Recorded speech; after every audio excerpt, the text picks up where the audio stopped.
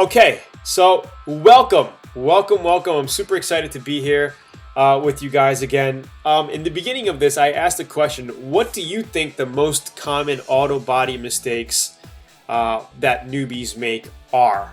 Okay, so I'm gonna go back up to the chat here, and we had people saying prepping. Okay, not planning it out to make sure you get everything you need to do it right. Some people said sandpaper grits. Oh, no, that's what I say. I say people get the sandpaper grits all mixed up. And also some post-painting mistakes. Like after the paint job, people make some mistakes. And I want to go over some of these things with you over the next 10 minutes, the most common things really quickly. And then we'll get into your Q&A, and I hope you guys like how all of that goes. All right? Paint masking, burning the paint. Yep, a lot of those things. Okay, so the most common mistakes are, of course, number one is prepping. Okay, prepping is the most important part when getting body work done. Okay, if you want to get a nice paint job, you have to make sure your prep is good. Okay, you want to make sure you prime over feathered areas. Okay, so say you feathered out some clear coat into your base coat with maybe a 320 grit. You feathered it out, right? You don't want to paint directly over that. You want to prime that. You want to make sure you seal it, you prime it, and then you block it out with a 400 grit. That'll actually come through to your base coat, and you'll actually see those spots through your base and through your clear coat. All right, so prepping and priming over feathered areas. You want to make sure you always prime over your body work, your bondo areas. You want to make sure you always prime over metal. Okay, I notice a lot of people, well, even with me, right, when you sand around corners and cars and edges, you get down to the metal. All right, and that's normal, that happens, right? But what you have to make sure is that you prime those areas before you paint. You never want to paint single stage enamel or a base coat clear over a little metal spot. Even though, say this is the corner of your car, right? Even though it's a little metal hanging out, you want to make sure you dust it and cover it with primer. Okay, it's very, very important because those little areas will start biting. Okay, and you're gonna get little paint problems in those areas. So always make sure, that's the number one mistake, is people don't prime what they're supposed to prime. The other issue is not sanding with the correct sandpaper grits. You know, I was talking to my buddy John Kosmowski, the founder of House of Color Paints, and when we were talking, I'm like, so what do you final sand with? He's like, 400. I'm like, that's what I always final sand with. So I used to tell him that. I used to get people tell me, you know, you got to sand it with 600, you got to final sand it with 800. The problem with that is there's not enough tooth in the sanded prepped area, okay, in your primer or in your paint or in your clear coat. You know, when you're looking at a surface, say this is your paint surface, right? There's not enough sand scuff tooth for your new paint to stick onto it. All right, so 400 grit is actually the perfect sandpaper grit that you want to paint over. It's perfect for finishing over primers, and even if you're just going over clear coat, right? Because you could paint over clear coat directly, because clear coat is a great sealer foundation to base right on top of. You could base right over it if you want to. Okay, so you want to sand and finish with 400. Anything finer, you know, you could end up with issues of, you know, some people finish sanding with 1000 grit and they just put base with clear coat over that. The issue with that is they go to a car wash, right? Or you're using your pressure washer for your wheel wells or something, and you get onto the paint, it'll blow your paint right off. Okay, you do not want to finish sand with 1000 grit or 1200 grit. You want something that your paint is going to stick to. All right, so you guys liking this so far? Okay, the other common mistake, orange peel. Okay, when people paint, they complain of orange peel. Okay, and there are a couple of reasons why you get orange peel. Okay, the number one reason is, well, the number one thing to easily weed out is paint mixture. Okay, make sure you read the instructions at the back of your can and mix your paint correctly.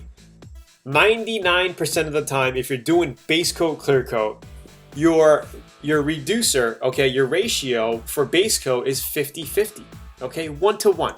If you have a pint of base, you want to make sure you put a pint of reducer in. That's 16 ounces, okay? A cup is 8 ounces, a quart is 32 ounces. All right, so if it's just 1-to-1. If you have a cup of base coat, you want to make sure you fill a cup up with a reducer and you put that in and you mix it up. So you got a 1-to-1 ratio, and that's your base coat. And it's okay to have a little bit of orange peel on your base coat. All right, that's normal because when it dries, it usually levels out. Okay, when you're spraying, but if you notice a little too much orange peel on your base coat, thin it out a little bit more. Add a little 10% reducer in it. Okay, and you know, reducers, this is a whole nother topic, but reducers come in slow, medium, and fast. Okay, that basically is your set time for your paint. So if you're in a hot environment, you want to use a slow reducer to give yourself and the paint a chance to flow out and dry. If you're in a colder environment, you want to use more of a medium reducer. If you're doing touch-ups, you want to use a fast reducer. If you're in mid temperatures, 80 to 85 degrees, 75 to 85 degrees, this way it gives your paint time to flow out. Okay? The other issue and the other reason why people get orange peel is not enough pressure when spraying. Okay, they're spraying at too much of a low pressure.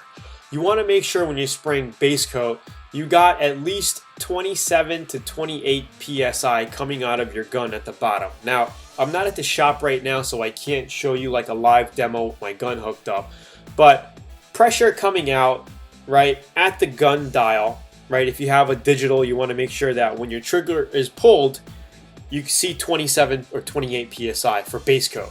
Okay, 27, 28 psi is good for base coat. You got enough pressure coming out to put your paint on the panel. When you're doing clear coat, you want to make sure you're at about 30 psi. At least 30 psi is a nice enough atomization. You're getting enough pressure coming out. If you're using a pretty good gun, it's going to flow out nicely. Okay, so that's another issue. Not enough pressure out of your gun. And the other issue is you're not close enough to your panel. So say your spray is coming out like this, right? You want to be about 4 to 7 inches away from your panel. Okay, and it all depends sometimes. The closer you are to your panel, the faster you're going to have to move because it's laying on so quick. The farther out you are, the more of a fan pattern you get, and you get to move a little bit slower. Okay, a little bit slower.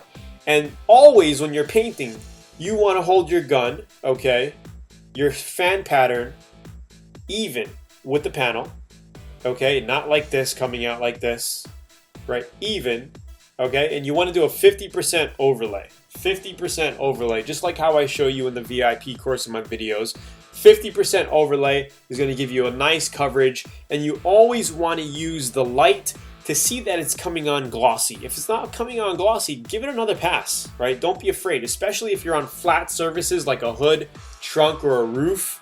You don't have to worry too much about overloading your clear or running because you're on a flat surface, right? When you're on your side doing doors and fenders and quarter panels, you have to worry a little bit, all right? Because you don't want to get that run, okay? And that's another issue too, is runs. But it's always better to have a run than dry, in my opinion, because you could sand out and buff out a run. Okay, is everybody getting this so far? You guys liking this so far? You guys getting this? So that's about it. Okay, that's about it for the most common newbie mistakes is orange peel and stuff like that. So if you guys are just getting on right now, be sure to watch the previous section here. Just rewind back a little bit more to get into the content area. Anyway, thank you everybody for getting on tonight. I really appreciate it. I hope you guys enjoyed. Please like the video, share it. Thank you so much. And I will see you on next week about the same time. And always think about more questions and stuff, so when we come on next week, we can get to your Q&A as well. Hope all is well. Have a great weekend. I know it's Thursday there in the US. For me, it's Friday. And domo arigato. どういたしまして。So I will see you guys on next week. Same time, same time. All right, 9 to 10 p.m. Eastern Standard Time. Like the video, share it with your friends. Tell everybody you know about it if they want to come on and learn more about this stuff. And yes, I'm in Japan right now. I'm in Japan. Here is outside. All right. And what I'll do is I'll shoot some homemade footage video, and I'll make a custom video and I'll send you guys a link, or I'll put it up here on the YouTube channel so you guys can see kind of what it looks like in Japan, what I'm doing. Maybe I'll take a video of eating some sushi or something. That would be cool, right? Like eating some sushi and some miso soup and all that stuff. All right. So I will see you guys next week, same time. Check the email for a 1 hour to half hour notification before we go live. And I will see you guys soon. Thank you guys. I appreciate it. I'll see you next week. Cheers. Oh, don't forget to go here to grab your free book if you are a complete newbie and you want an auto body book. Cheers out. Peace.